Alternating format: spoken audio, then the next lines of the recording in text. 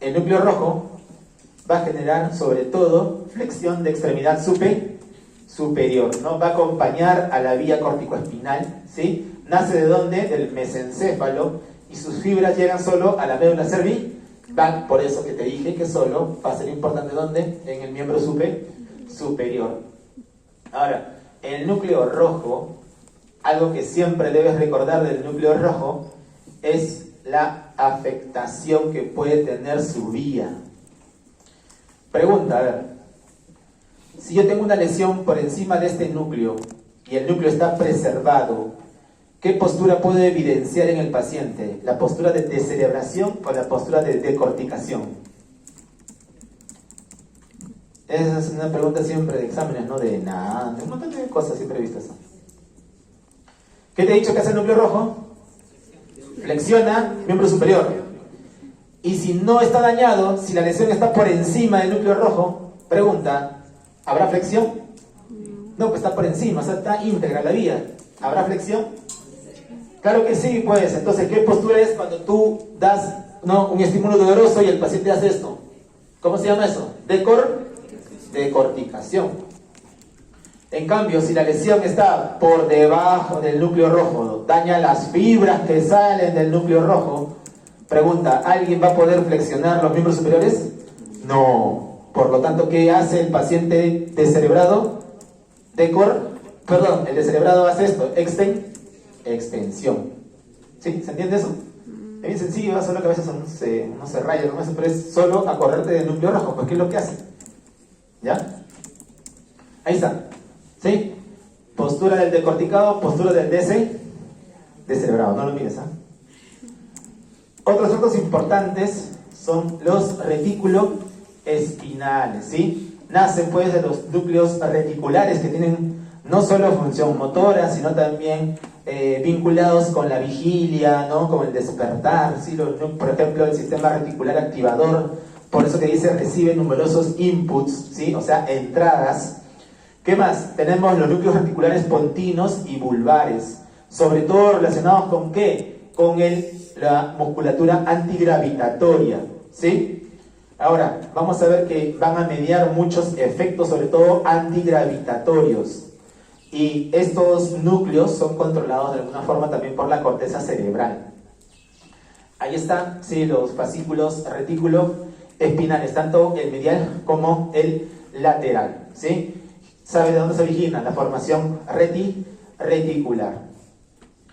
Ahora, el tracto vestibular. ¿Vestibular a qué está en relación? Al equilibrio, ¿no? ¿Y dónde se va a originar este tracto vestibular? En los núcleos vestibulares. Ojo, el equilibrio sí no tiene un control de arriba. Estos son independientes, ¿sí? Por eso que acá te dice, ¿no? Que no reciben proyecciones corticales.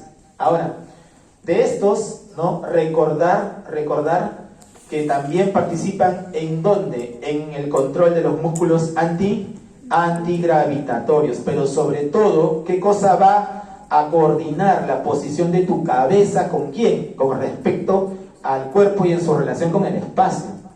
Es por eso que ahora que has visto las Olimpiadas, no has visto todas esas vueltas que dan, ¿no? Has visto la posición de la cabeza y no genera desequilibrio, es porque al toque estos son rápidos, ¿sí? Hacen que tu postura, hace que la contracción de ciertos músculos sean rápidas y veloces ante los cambios de la posición de la cabeza. Ahí están, para que ustedes observen los núcleos, ¿no? Tanto el superior, el lateral, el medial y el descendente, ¿no? Ese es un esquema muy didáctico. Y aquí vamos a ver a qué de alguna forma, con qué función están relacionadas los dos haces, ¿no? El haz vestíbulo espinal lateral y sobre todo el medial, que son los más importantes. ¿Cuál es la diferencia? Miren, el medial es posición de la cabeza, control de la posición de la cabeza. En cambio, el lateral se encarga de esto, del control postural asociado al equilibrio. Si hay algo que recordar es esas dos cositas para que los puedas diferenciar, ¿ya? El medial, control de la posición de la cabeza. El lateral, ¿qué es lo que hace? Control postural asociado al equilibrio. Entonces, ¿qué cosa hace? Te mantiene erguido, pues. ¿Sí? Te mantiene en posición erecta, ¿no? Otros tactos, por ejemplo, el tacto espinal, esto está relacionado, ¿sí? Con los tubérculos cuadrigéminos superiores. ¿Te acuerdas de los tubérculos cuadrigéminos? En algún momento los has visto, ¿no? Que están ahí justo a nivel mesencefálico en la parte más dorsal, ¿ya? Ahora, ¿qué es importante? Que por aquí pasan, ¿no? O fibras que vienen ¿desde dónde? Desde la retina, ¿no? Desde la parte auditiva, desde la parte somatosensorial. Y aquí, por ejemplo, también se van a integrar algunos reflejos, sobre todo lo relacionado con los movimientos de los ojos y el movimiento de la cabeza. Algunos reflejos que pueden pasar por aquí también, por digamos, por esta vía. No sé si alguna vez te han mandado al baño, ¿no? En esa práctica que alguna vez hicieron, bueno, no sé si ustedes la hacen, pero yo la hacía. En fisiología te decían que tienes que orinar cada 20 minutos para ver tu mecanismo de la antidiurética. Y como a veces no te salía la orina, te decían, abre el caño, mira el agua correr y vas a orinarte, ¿no? ¿Por qué? Porque también se media pues, un reflejo visual, estás viendo algo y genera una reacción. ¿Para qué? Para dar un reflejo miccional, ¿no? El tecto espinal proviene pues del mesencéfalo, ¿ya? Y también está en relación con quién, los movimientos de la cabeza en relación a qué cosa, a estímulos visuales, ¿no? Como por ejemplo, cuando juegan vóley, tampoco, ¿no? No juegan vóley, fútbol. Cuando te cae la pelota, ¿qué haces? ¿No haces esto? Ya, pues todas esas cosas están relacionadas con este tracto. Algunos movimientos estereotipados también se controlan en el tronco, ¿no? Por ejemplo, la succión, movimientos, ¿no? El bostezo, el llanto, están integrados a nivel, ¿no? Del tronco. Por eso que niños anencefálicos tienen reflejos, ¿no? Un anencefálico puede vivir horas, incluso días. ¿Por qué? Porque sí succiona, ¿no? Le da su leche y succiona. O sea, no tiene corteza, solo tiene tronco, pero tiene estos movimientos estereotipados, ¿no? Y algunos reflejos. ¿Ya? Esa es la explicación. Muy bien. Ahora veamos un poquito al cerebelo. Cuando uno habla de cerebelo, inmediatamente, ¿qué te viene a la cabeza? Equilibrio. ¿Sí? Pero pregunta, ¿solo cerebelo controla el equilibrio? No. También, ¿qué necesita? Aparte del cerebelo para controlar el equilibrio, ya lo hemos visto. Vestíbulo, ¿no? O sea, el nervio vestibular. ¿Qué más? Hace rato lo hemos visto. ¿Te acuerdas de ese señor que caminaba así? La propiocepción. ¿Y qué más necesitamos? La visión, ojo. Pero ¿cuáles son los más importantes? En este caso, si hablamos de orden, ¿no? Tenemos al cerebelo, la visión y tenemos a la propiocepción. Con dos de estos yo puedo mantenerme en equilibrio. Pero si solo tengo uno, no puedo, ¿ya? No puedo permanecer en equilibrio. Por eso que existen algunas pruebas para determinar quién está alterado, pues, ¿no? Sabiendo esta relación.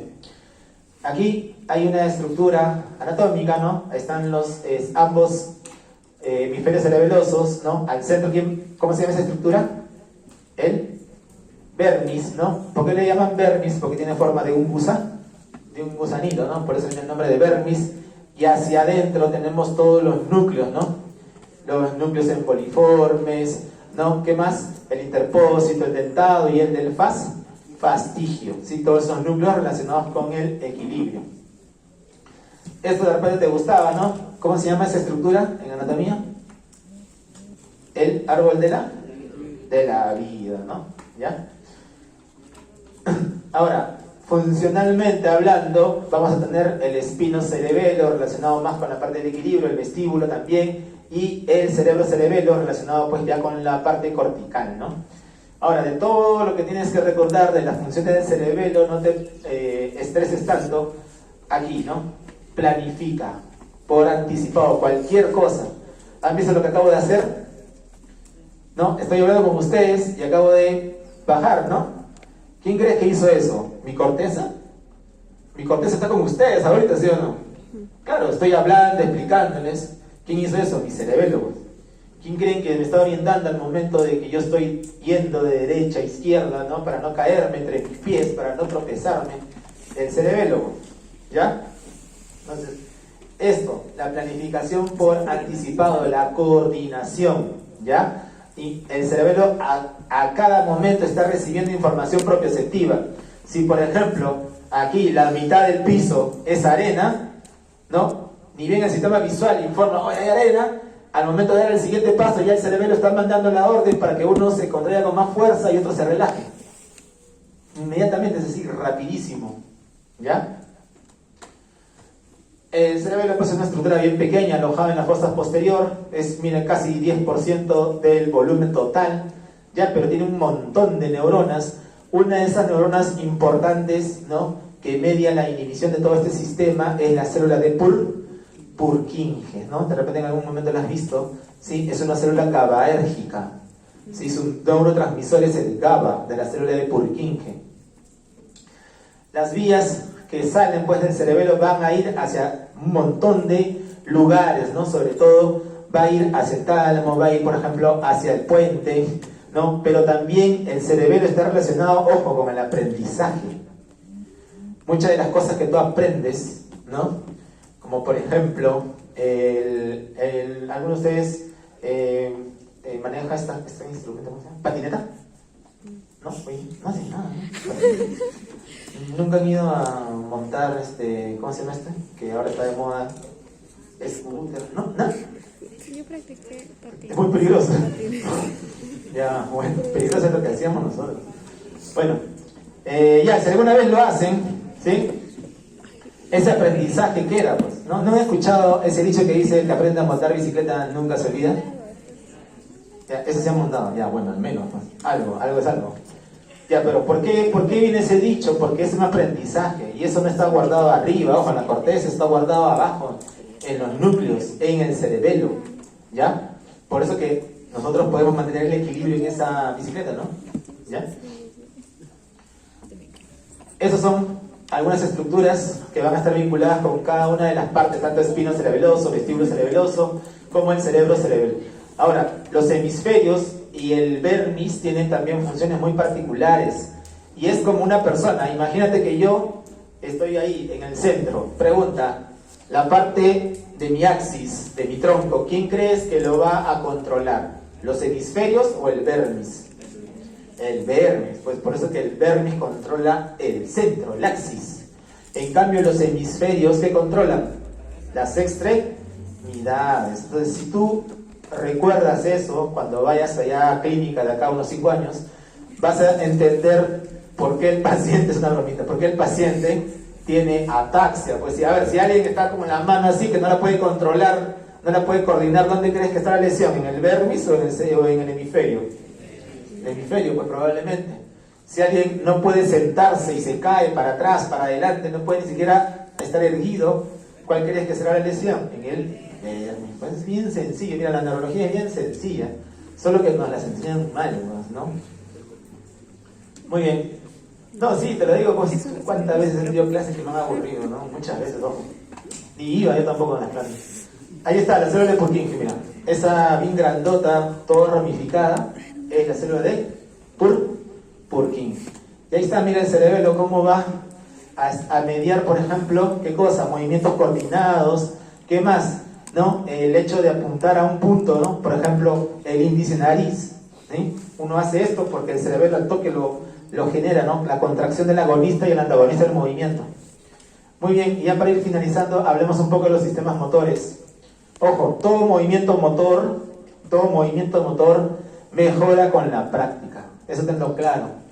Todo movimiento mejora con la práctica. Es por eso que, claro, el bailar, por ejemplo, ¿no? ¿Cuántos de aquí de repente ni siquiera pueden dar 2 pasos de baile sin tropezarse, ¿no? Me incluyo, ¿sí? Pero si te pones otra cosa, de repente sí lo haces, ¿no? De repente ponen un reggaetón y al toque, ¿no? Pero otro tipo de pasos no lo haces, ¿no? Claro, porque tienes que aprenderlo, ¿no? Para poder mejorar, ¿sí? Pero también existen otros movimientos, como por ejemplo los movimientos del rascado, ¿no? ¿Alguna vez han rascado? ¿Sí? Pregunta, ¿tú piensas para rascarte? Dices, oye, hoy día me voy a rascar bien bacán. No. Tú haces, te rascas, ¿sí? ¿Por qué? Porque es un movimiento solamente rítmico. Al igual, por ejemplo, que el masticar, ¿no? Cuando comes ahí tu anticucho, tu hamburguesa. Y existen otros movimientos que son reflejos, que es lo que hemos visto, ¿no? ¿Sí? Todos esos reflejos como el martillito, ¿ya? Esos movimientos reflejos. Muy bien. Todo movimiento voluntario siempre tiene una finalidad, ¿ya? Mejora con la práctica, siempre. Ahora, existe lo que se denomina la equivalencia motora. ¿Qué quiere decir? Que cuando uno aprende a escribir, ¿sí? Ese patrón para elaborar letras, para elaborar grafemas, ya queda establecido, ¿no? A nivel córtico subcortical, o sea, ya está ahí ya. La forma por eso que lo aprendemos a los 3, 4 años, ¿no? A ir escribiendo las letritas, ya cuando llegas a 5 años ya escribes oraciones, ¿no?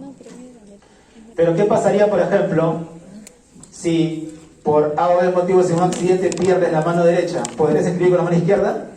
Claro que sí. Pregunta, ¿podrías escribir con los pies? Claro que sí. ¿Podrías escribir con la boca? Claro que sí. Con cualquier cosa que agarre el lápiz podrías escribir, ¿ya? Porque existe eso, la equivalencia motora. Inténtalo, ¿no? Pon un papel en el suelo, ponte un lápiz entre el gordito y el cuarto y vas a ver cómo puedes escribir, ¿no? Tu nombre, ¿no? Si quieres ponte un resumen de fisiología y lo vas a hacer, ¿ya? Eso se llama equivalencia motora. Claro que la letra no va a ser tan perfecta, ¿no? Pero dense cuenta, ese es un ejemplo, pues, ¿no? Prácticamente lo ha hecho, ¿ya? Se lee, ¿no? Lo que ha querido escribir, ¿no? Estas interneuronas que van a de alguna forma regular también la actividad motora, ya más o menos las has visto, ¿sí? Hace rato vimos la 1A, ¿no? El reflejo miotático, la 1B con el órgano tendinoso de Golgi, la interneurona de Renshaw, ¿sí? ¿Cuál es su función? En la mayoría de los casos tienen función pues inhibitoria, ¿no? Son muy pequeñas, participan en los reflejos y sobre todo van a formar parte pues de todos estos haces, sobre todo el córtico espinal, ¿no? Cuando hablamos del nivel de control de la función motora, tenemos varios niveles, miren. Desde la corteza hacia lo más distal, que vendría a ser pues el músculo, pero entre ellos tenemos varias estructuras, ¿ya? Que están mediando. Ahí está el cerebelo, los núcleos de la base, el tronco, la médula. O sea, en general, la función motora no piensen que solo viene del haz córtico espinal y ahí ya fue, no, hay un montón de reguladores. Es por eso que las afectaciones de la función motora se pueden dar también por otras alteraciones de los movimientos involuntarios, ¿no? Que ocurre cuando se alteran los núcleos de la base, por ejemplo. Produce movimientos que no son voluntarios, o sea, el cerebro no los está regulando, sino que aparecen porque se alteran los núcleos de la base, ¿no? Por ejemplo. Si hablamos de la córtex o de corteza motora, recuerden que, así como en la médula, que estaba en las astas anteriores, las neuronas Mo, en la corteza, que está por delante de la cisura central, está la corteza motora. Ya es el mismo principio. Y adelante tenemos, ¿no? Justo la corteza motora primaria, área 4 de Brodmann, y la corteza, en este caso secundaria, donde está pues el córtex premotor, la corteza suplementaria.